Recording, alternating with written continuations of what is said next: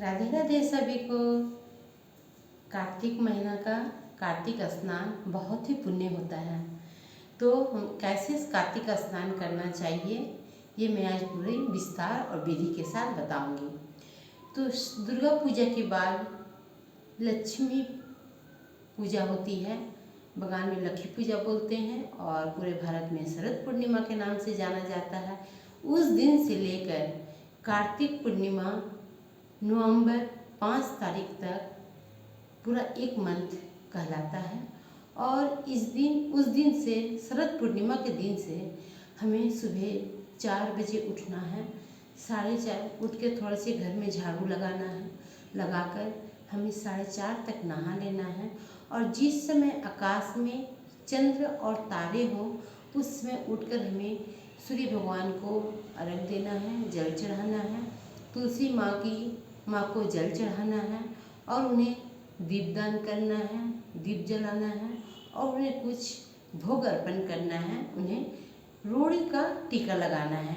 याद रखें, तुलसी माँ को रोड़ी का टीका लगेगा। जब तक उनका तुलसी विवाह ना हो तब तक उनको रोड़ी का टीका लगेगा। और उसके बाद उन्हें कुछ भी किशमिश या मूंगफली कुछ भी उन्हें अर्पण कर दें। और पूजे रूम में बैठ करके कार्तिक महत्तम कथा सुने। या तो आप कोई किताब खरीद लें या मोबाइल से सुने। प्रत्येक दिन वो सुनना है।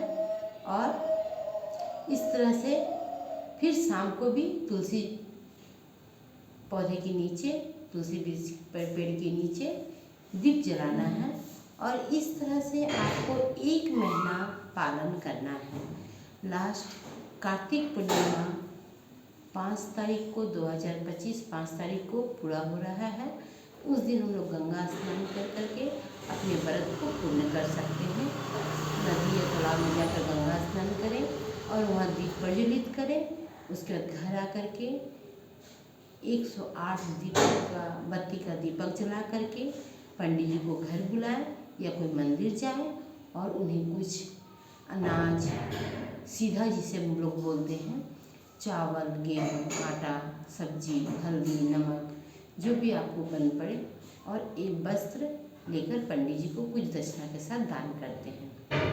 तो ये हमारे प्रत्येक साल के 1 महीने का कार्तिक स्नान का पुण्य हमें प्राप्त होता है।